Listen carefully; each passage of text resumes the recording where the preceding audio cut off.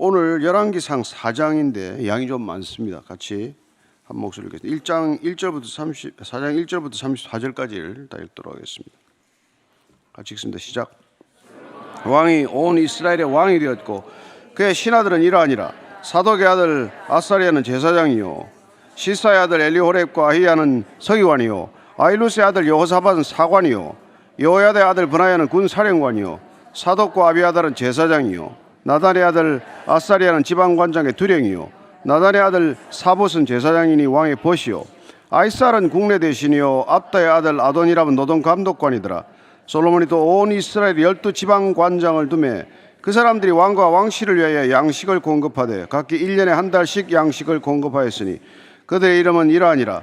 에브라임 산지에는 벤후리요, 마가스와 사알빔과 벳세메스와 엘론벳 하난에는 벳데겔이요, 아룻봇에는 베네세스니 소고와 헤벨 온 땅을 그가 주관하였으며 나밧돌 높은 땅 온 지방에는 벤 아비나답이니 그는 솔로몬의 딸 다밧을 아내로 삼았으며 다낙과 무깃도와 이스라엘 아래 사르단가에 있는 베산 온 땅은 아일루스의 아들 바하나가 맡았으니 베산에서부터 아벨 모홀라에 이르고 용남 바깥까지 미쳤으며 길라 라못에는 벤게벨이니 그는 길라스에 있는 므낫세의 아들 야일의 모든 마을을 주관하였고 또 바산 아르곱 땅의 성벽과 놋빗장 있는 60개 큰 성읍을 주관하였으며 마나임에는 이또의 아들 아히나답이요, 납달리에는 아히마하스이니 그는 솔로몬의 딸 바스맛을 아내로 삼았으며 아셀과 아루세는 후스의 아들 바나요, 이사갈에는 바로의 아들 여호사밧이요, 베냐민에는 엘라의 아들 시므이요, 아모리 사람의 왕 시온과 바산 왕 오게의 나라 길라 땅에는 우리의 아들 게벨이니 그 땅에서는 그 한 사람만 지방관장이 되었더라.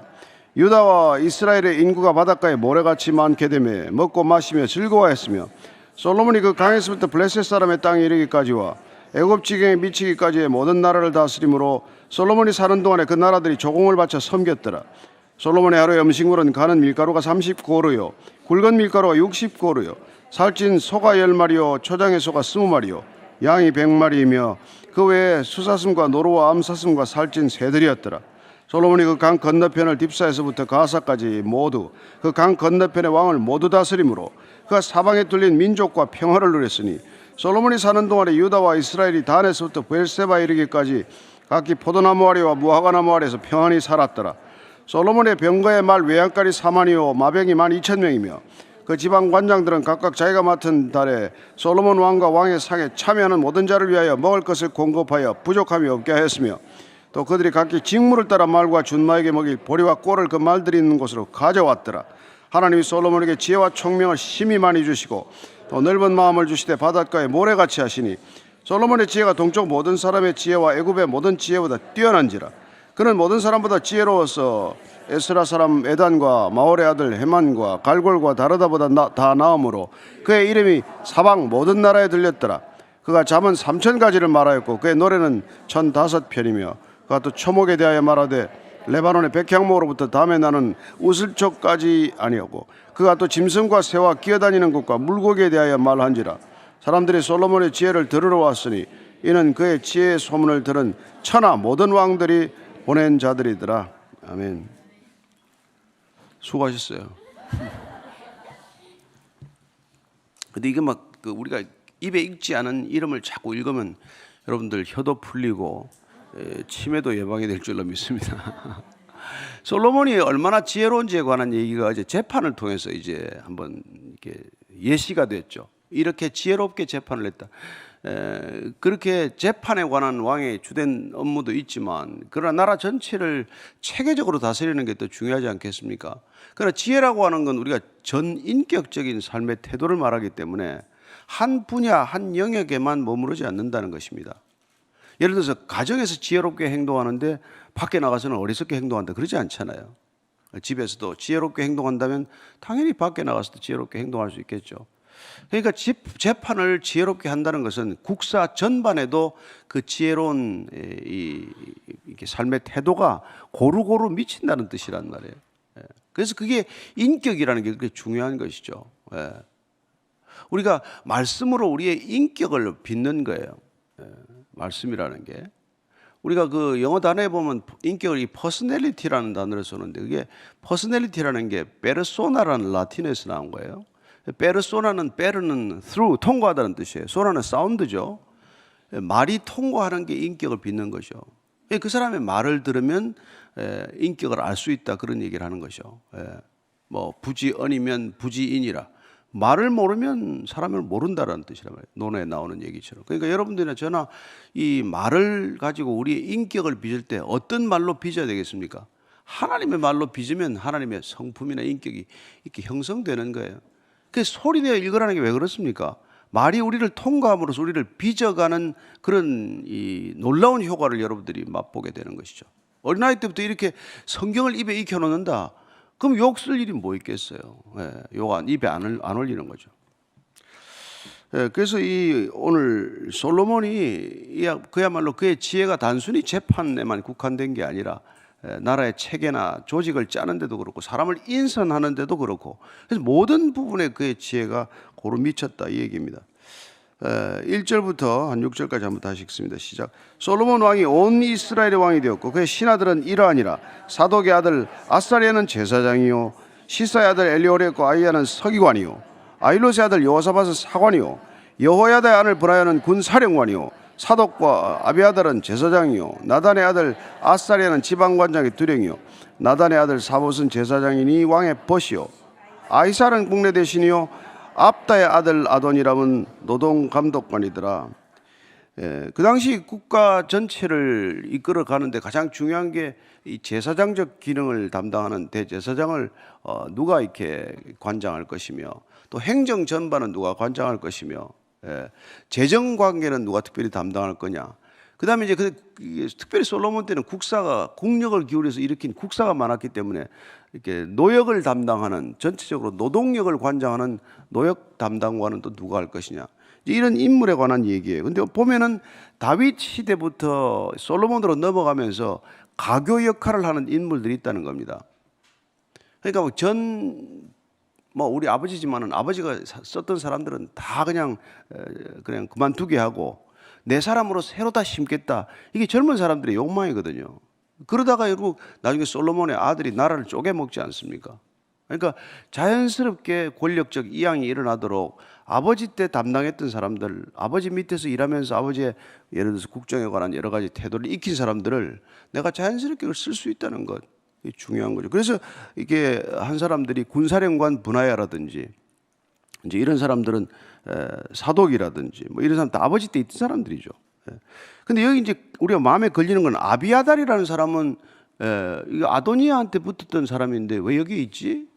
그래서 이 사람에 대해서 궁금증을 불러일으켰는데, 이 사람을 나라 전반이 국정이 이양되면서 초기에 잠깐 그 역할을 했기 때문에 그냥 형식적으로 이름을 기록해뒀다는 설도 있고, 2장에 보면은 파면되었다라고 되어 있는데 다시 복권이나 복직을 시켰을 가능성도 보지만 어느 쪽인지 정확히는 우리가 알 수가 없죠.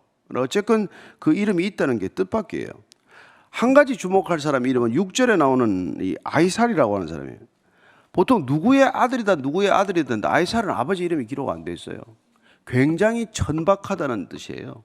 천민이어서 아버지 이름을 낼 이유가 없다는 것이죠. 그러니까 그런 면에서 보면 인재를 고루 썼다라는 뜻이 되는 것이죠. 코드 인사를 한 게 아니라 정말 뜻밖의 아이살이라는 사람은 다른 데 나오지도 않아요. 이런 사람들을 국내 대신은 재정 담당이에요. 국가 재정을 얼마나 이게 중요한 위치를 가지고 있습니까? 이런 사람의 뜻밖의 인물을 발탁했다는 것을 뜻하는 것이고, 나단 같은 사람은 아버지 때 굉장히 중요한 역할을 했지만 그 두 아들을 이어서 쓰고 있다는 걸 볼 수 있죠. 그래서 나단의 아들 아사리아는 지방 관장의 두령이죠. 우리로 치면 내무장관이나 뭐 이런 큰 역할이죠. 전체 국가 이렇게 그 행정적 질서를 담당하는 사람이 되는 것이고, 그다음 또 나단의 아들 또 한 사람은 제사장이라고 되어 있는데, 여기는 사봇은 이 집안이 나단 집안이 제사장 집안은 아니에요. 그러니까 아론의 집안이 아니기 때문에 제사장이라고 번역을 하면 안 된다라고 보는 설이 있어요. 왜냐하면 이 말 자체는 두령이나 방백이라는 뜻도 있기 때문에 그냥 이게 그런 행정직을 맡았지 제사장직은 안 맡았을 것이라고 보는데, 중요한 것은 이 사람이 왕의 벗이라고 돼 있어요. 왕을 지근거리에서 그냥 친구처럼 막역한 관계로 이걸 섬길 수 있는 사람으로 임명한 거죠. 우리로 치면 뭐랄까요? 한 특보라 그러면 아마 의미가 맞지 않나 싶어요. 특별 보좌관 정도로 해서 늘 곁에 두고 무슨 일이 있을 때마다 좀 이렇게 상의를 하는 그런 가까운 사람으로 삼았다는 거예요. 그러니까 왕의 벗이라는 건 직책이 아니라 굉장히 이게 국정 전반에 대해서 같이 이렇게 혼자서 다스리는 게 아니라 많은 사람의 도움을 얻어야 되지만 특별히 이런 사람들을 곁에 둠으로써 어쨌든 국가 체제 전체는 왕정 중심으로 옮겨가지만 왕정이 가지고 있는 독재성이나 전제성을 스스로 이걸 견제하기 위해서 그걸 조심하기 위해서 이런 사람들을 곁에 두었다. 이렇게 우리가 볼 수 있죠. 그리고 솔로몬 1절에 보면 솔로몬 왕이 온 이스라엘 왕이 되었다. 우리가 그냥 쉽게 지나갈 수 있지만 어쨌든 왕이 되었다는 건 온 나라의 왕이 된 거란 말이에요. 우리도 이제 뭐 선거 끝났지만 어떻게 됐건 어떤 지도자가 됐건 나라를 이렇게 공복이 되었다는 뜻이고 공공의 역할이 주어졌다는 것은 온 나라를 걱정해야 된단 말이에요. 이 나라가 걱정이 뭡니까? 자꾸 지방색이라든지 이렇게 나눠지는 게 문제 아니에요. 또 지도 보니까 또 파랗고 빨갛고 또 그렇더만 맨날 그래. 그래서 누가 이기고 지고를 떠나서 일단 끝나고 나면은 나라 일을 전체적으로 걱정해야 되는데 그런 사람이 이게 쉽지 않다는 게 문제란 말이에요. 근데 이게 지금 솔로몬이 어쨌건 아버지 뒤를 이어서 나라 전체를 온 이스라엘의 왕이 되기 위해서 이 사람의 한 역할 중에 하나가 뭐냐면 12지파의 지방자치제를 없앤 거예요. 왕정 중심으로 옮겨가야 되니까. 그래서 지금 그 밑을 보면 전부 이게 이제 12행정구역으로 나누는 셈이 되는 것이죠. 그전에는 12지파가 각자 뭐 자기 주도적인 역할을 하기 때문에 거기 건드리기가 어려웠어요. 그러나 나라의 어떤 그 반란이라든지 또 지방색이라든지 이런 것들을 좀 탈색하기 위해서 강력한 중앙 집권적 권력 체제로 이양해가는 것을 보게 됩니다. 그러려면 이제 위에서부터 지방 장관들을 임명해서 내려보내는 것이죠. 아마 이 작업은 쉽지 않았을 거라고 생각이 돼요. 어쨌건 아버지의 후광인지 뭐 어쨌건 지혜롭게 함으로써 12지방 행정장관들을 잘 임명했다. 이게 밑에 지금 7절부터 14절까지 쭉 이게 계속돼요. 19절까지가 그 지방 장관들 이름이 쭉 나오는 거예요. 그래서 보면 뭐 다시 읽으라 그러면 여러분들 시험 들까 봐서 그냥 요건 그만두긴 하겠는데 12지방 장관으로 옴으로써 이게 굉장히 이게 중요한 왕정의 고비를 넘어가는 것이죠. 왕정이라는 건 일종의 전제 군주 정치거든요. 그러니까 이스라엘이라고 하는 신정 국가가 이웃 국가들과 같은 왕정 국가로 넘어가는데 굉장히 이게 큰 고비나 큰 결단이 필요했었다는 것을 알 수 있습니다. 이게 이제 뭐 그래서 이게 세금을 걷기 위한 게 목적이거든요. 그래서 쭉 이거 보면은 밑에 지금 세금을 어떻게 거듭나는 것에 대한 얘기들이 숨어 있어요. 어떻게 재정을 충당할 거냐. 왜냐하면 이제 큰 국사를 계속해서 왕궁을 짓고 뭐 또 그 예루살렘 성 주변에 이런 여러 가지 기타 부속 건물들을 짓고 뭐 이렇게 하려면은 엄청난 재정이 필요할 텐데 그런 것들을 어떻게 잘 조달하느냐 하는 일이 중요한데 그걸 각 지방자치제로 맡겨놓으면 쉽지 않거든요. 한국도 지방자치제가 한 역할, 좋은 역할도 있겠지만 또 어두운 면도 또 얼마나 많아요. 그래서 이게 참 쉽지 않은 문제라는 것을 알 수 있습니다. 어쨌건 이 사람들을 인선하는데 굉장히 큰 신경을 썼을 거라는 걸 알 수 있습니다. 그래서 우리 잘 아는 말씀대로 전도서 4장 12절 말씀대로 이렇게 늘 주위에 사람을 두고 했다는 것을 알 수 있죠. 같이 읽습니다. 한 사람이면 패하겠거니와 두 사람이면 맞설 수 있나니 세 겹줄은 쉽게 끊어지지 아니하니라. 저는 그리스도인들이 세 겹줄을 만드는 사람이라고 믿습니다. 우리가 하나님의 이름으로 하나님의 뜻 안에서 삼겹줄을 이루어서 쉽게 끊어지지 않아야 한다는 것이죠. 그런데 뭐 잘 끊어진다는 소문이 있어요. 그래서 그게 좋지 않은 건데. 요한 3서에 보면은 1장 8절에 이런 말씀이 있습니다. 요한 3서 1장 8절 시작. 그러므로 우리가 이 같은 자들을 영접하는 것이 마땅하니 이는 우리로 진리를 위하여 함께 일하는 자가 되게 하라. 우리는 진리를 위하여 함께 일하는 자이기 때문에 진리의 편에 서 있는 사람들을 영접해야 돼. 받아야 돼. 저 사람이 진리에 반하는 사람이 아니라면 우리는 누구든지 기꺼이 영접하는 사람이 되어야 된다. 그래서 같이 일할 수 있는 게 되는 것이죠. 교회는 한 사람으로 이루어지지 않습니다. 교회는 뭐 여러분들이 볼 때는 어떻게 보일지 몰라도 여기 우리 교회가 여러 사람들이 각각 자기 은사대로 섬기고 있는 거 아닙니까? 그래서 7절 이하는 이제 그 누가 나갔는지를 쭉 이렇게 되어 있는데 눈여겨 보면은 솔로몬의 딸 이름이 둘이 나와요. 그죠? 그래서 11절에 보면 솔로몬의 딸 다밧을 아내로 삼아서 사위가 누구냐니까 사위가 이제 그 나간 거예요. 지방 장관으로 나간 거죠. 벤 아비나답이 그 사위였는데 그 사위를 하나 나갔다는 걸 또 알게 되고 15절에 보면 납달리 쪽에는 지방 장관을 솔로몬의 딸 바스맛을 아내로 삼았다니까 딸 바스맛을 주어서 사위를 누굴 맞는가 아히마하스라는 사람을 사위로 맞았다는 걸 알 수 있습니다. 그러니까 지방 장관 중에서 우리 집에 옛날 도지사죠. 옛날에 같으면 도지사들한테 이제 보낼 때 또 사위를 보냄으로써 뭐 족벌 체제를 구축하자는 게 아니라 어쨌건 그 이렇게 잘 균형을 이루었다는 거죠. 뭐 그렇다고 뭐 일가 친척으로 도배를 한 것도 아니고 또 이렇게 가족들 중에서 유능한 사람이 있다면 또 세웠을 것입니다. 그렇게 해나갔다는 것을 알 수 있고 그리고 마지막에 이제 그 19절에 보면은 아모리 사람의 왕 시온과 바사는 옥에 달아 길르앗 땅에는 우리의 아들 게벨 그 땅에서는 그 한 사람만 지방관장이 됐다. 왜 여기다가 한 사람은 다도 뭐 여러 사람인가요? 그게 아닌데 이게 땅이 그냥 이 땅이 굉장히 넓은 땅이에요. 이 넓은 땅에 지방장관을 한 사람 두었다. 그런 표현이에요. 어쨌건 지금 이 모든 국가 조직과 시스템을 지금 왕정 중심으로 그 왕정과 왕 중심의 권력 체제로 재편하는 작업은 결코 쉽지 않았을 터인데 어쨌건 지혜롭기 때문에 이 일들도 지혜롭게 잘 마무리가 되었다. 그럼으로써 국가에 뭐 내란이 있다든지 무슨 뭐 갈등이 있다든지 이런 것들이 별로 드러나지 않았기 때문에 나라가 다윗이 국가의 기초를 군사적으로 든든하게 세웠다면 이제 그걸 아들이 굉장히 차분하게 이걸 이제 번성하는 국가로 만들어 놓은 거죠. 그래서 솔로몬은 전쟁하지 않았어요. 다윗은 늘 전쟁했습니다. 그죠? 근데 솔로몬은 전쟁을 하지 않았는데 아버지 유산을 잘 지켰더니 나라가 부강해졌고 번영되었어요. 예? 나라가 부강됐고 번영되었더니 어떤 일이 일어났습니까? 20절 22절입니다. 시작. 유다와 이스라엘의 인구가 바닷가에 모래같이 많게 되며 먹고 마시며 즐거워했으며 솔로몬이 그 강에서부터 블레셋 사람의 땅에 이르기까지와 애굽 지형에 미치기까지의 모든 나라를 다스림으로 솔로몬이 사는 동안에 그 나라들이 조공을 바쳐 섬겼더라. 전쟁을 해서 땅을 뺏거나 굴복시킨 게 아닌데 이스라엘은 나라가 내전이 없이 든든하게 세워지는 것을 보더니 이웃 나라에서 아유 이스라엘하고 잘 사귀어야 되겠네 스스로 조공을 가져왔다는 거예요. 이 조공이 나중에 그 이스라엘의 재정을 국가 재정을 담당하는데 큰 몫을 하게 됩니다. 국가가 점점 부강할 수 있는 그런 선순환을 맞게 된 거죠. 그래서 중요한 건 뭡니까?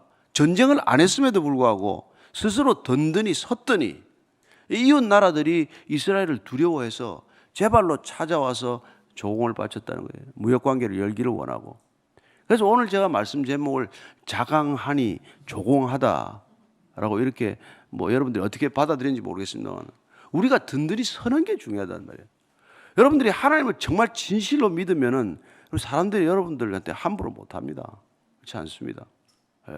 하나님이 누군지는 잘 모르지만 저 사람이 믿는 하나님이 어떤지를 분명히 알게 되면 아 하나님이 함께하는 사람이구나. 여러분 그걸 믿으니까 여기 저 뭡니까 아비멜렉이 찾아오잖아요. 아브라함을 찾아오지 않습니까? 이삭을 찾아오지 않아요? 뺏겼거든요. 우물 뺏겨서 뭐 뺏겨 신나라고 해서 또 뺏기고 뭐 또 뺏기면 또 주고 또 옮기면 또 우물이 터지고 그 우물이 그 당시에 안 난단 말이에요. 근데 이상하게 가서 이삭은 뚫으면 우물이 나. 그러니까 아비멜렉이 저건 아무래도 하나님이 함께하는 사람이다.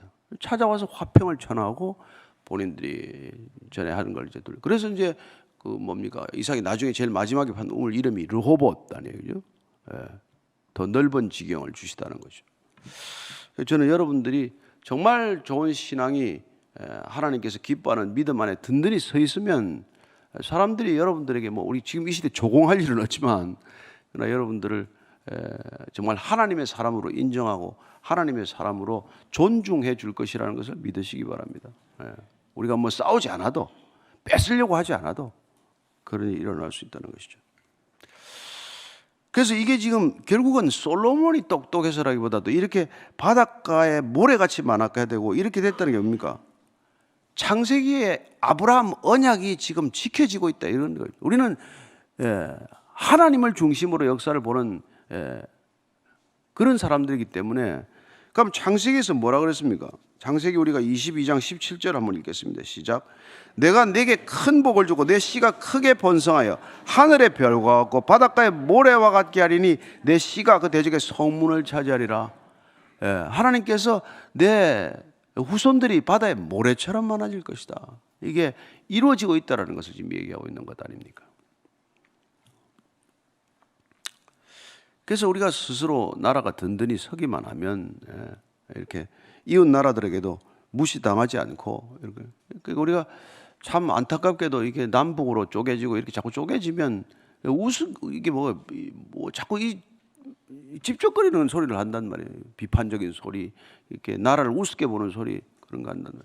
제가 제일 놀란 게 여러분들 언론 보셨겠지만 그 도요타가 무슨 조작한 사건이 엄청난 사건이 났어요. 도요타가 지금 전 세계 자동차 1위 아닙니까? 저는 기사가 계속 터지길래 야 큰일 났다. 도요타가 진짜 위기다 저거. 사장이 한번 사과했어요. 온 언론들이 쑥 들어가 버렸어. 그 우리나라 같으면 현대 기아 하나는 망했을 거야 아마. 그 온갖 조작을 다 했어요. 뭐 여러 가지 이유가 있지만 그러나 그게 도요타가 무너지면 일본이 무너진다라는 그 위기의식 때문에 일본 언론들이 그냥 더 이상 다루지도 않았어요. 일본 언론이 안 다루니까 외신도 안 다루죠. 그 도요타 사태는 있었는지 없었는지 모르고 다 지나가 버렸어. 얼마나 시험 결과를 조작했는지 말이죠. 세상이 그렇다는 걸 아십시오. 그러니까 여러분들 안에서 싸우지 말아야 되고 가정에서 다툼 밖으로 안 새나와야 되고 교회 안에서 시끄러운 소리 세상 밖으로 안 나가야 되고 그러면 무시당하지 않는단 말이에요.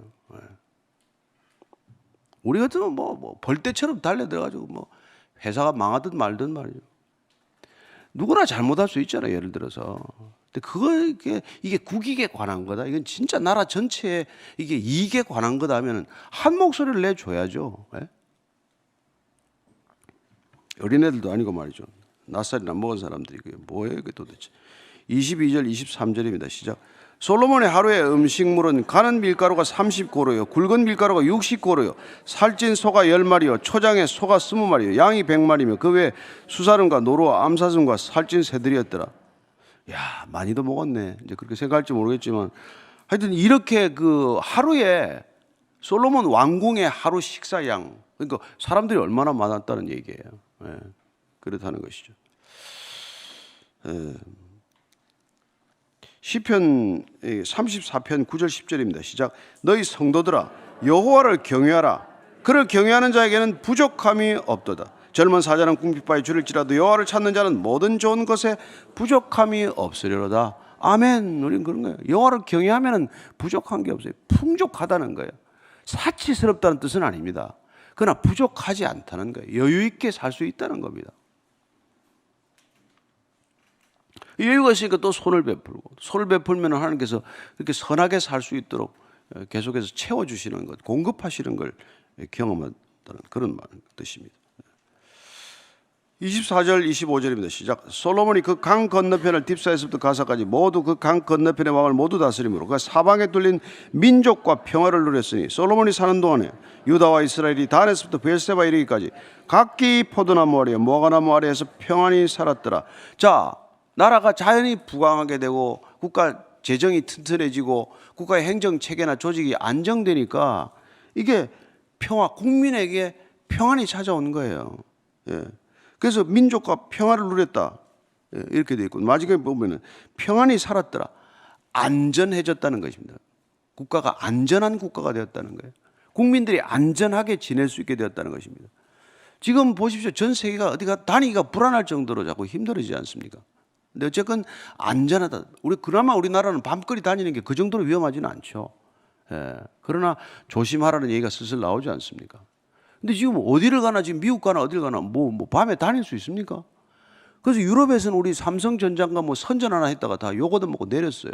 그 선전, 무슨 시계 선전하는 선전 광고 내용이 한밤중에 여자가 조깅하는 거예요. 그런 일이 어디 있냐고 내리라고 그래요. 내렸어요. 여러분, 이해가 됩니까? 여자가 밤에 조깅하는 게 그게 말이나 되냐? 이게 지금 유럽의 실상이란 말이에요. 그러니까 나라가 지금 편안해진다, 뭐 잘 되고 있다는 것은 우리가 밤이고 낮이고 안전하게 살 수 있는 거예요. 안전한 거. 치안이 생명 아닙니까?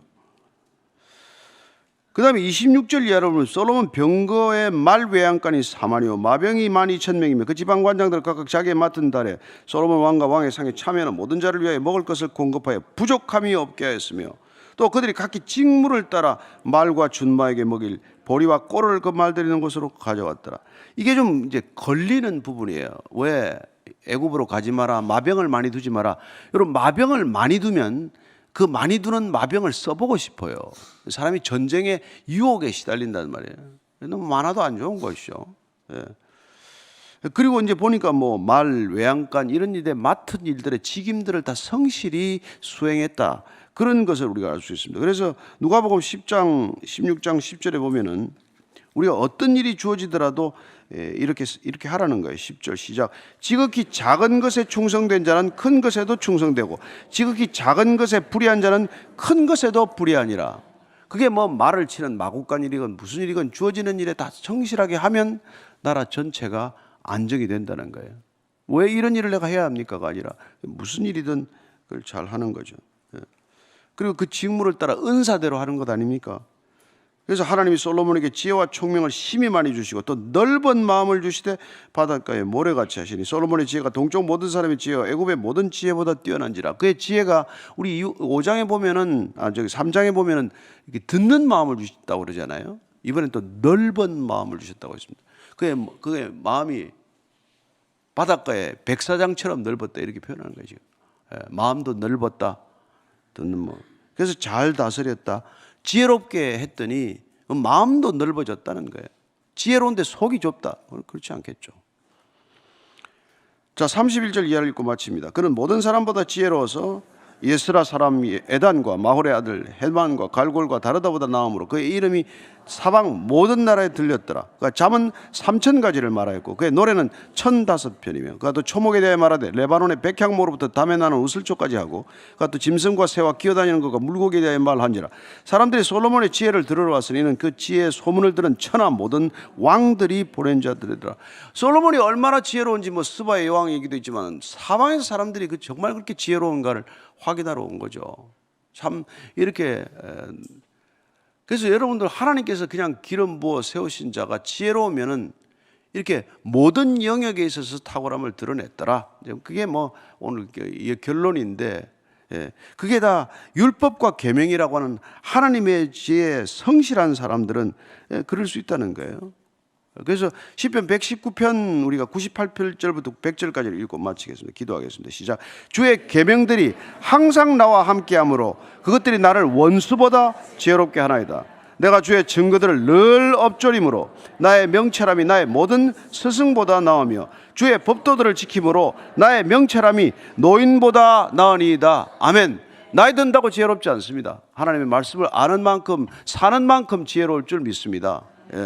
모든 스승보다도 나을 것입니다. 세상의 어떤 인간의 스승보다도 여러분들이 하나님을 참으로 스승으로 아버지로 친구로 벗으로 지내게 되기를 축원합니다. 자, 오늘 기도할 때 하나님 정말 저희들 믿는 사람들에게 더 뛰어난 지혜를 주셔서 이 어렵고 힘든 세상 잘 살아내게 하옵소서. 그리고 세상의 빛과 소금된 역할 잘 감당케 하옵소서 기도합니다. 하나님 아버지, 다들 어렵고 힘들다고 말하고 또 낙심되고 좌절되고 어려운 상황이 올지라도 그러나 그럼에도 불구하고 우리가 믿는 하나님은 낙심하지 않는 하나님입니다. 우리가 믿는 하나님은 부족함이 없는 하나님입니다. 우리가 믿는 하나님은 어리석은 하나님이 아닙니다. 어떤 분보다도 탁월하신 하나님 따르는 주의 백성들 되게 하셔서 정말 어리석은 세상 가운데 하나님의 지혜가, 하나님 아버지의 지혜가 어떤 지혜인지 드러나게 하여 주옵소서. 주님, 이 어려울 때일수록 주님의 지혜를 놓치지 않게 하시고 이 어둠 가운데서도 빛을 드러내는 인생 되게 하여 주옵소서. 이제는 십자가에서 영원한 빛을 비추신 우리 구주 예수 그리스도의 은혜와 그 빛의 길, 빛의 자녀로 살면 맞아주시는 아버지의 사랑과 어둠 속에서도 빛 가운데로 걸어가게 하는 성령님의 인도하심이 오늘도 빛의 자녀로 살기를 원하고 또 빛의 자녀를 선포하는 이 자리에 고개 숙인 참된 그리스도인들 위해 지금부터 영원까지 항상 함께 하시기를 간절히 축원하옵나이다. 아멘.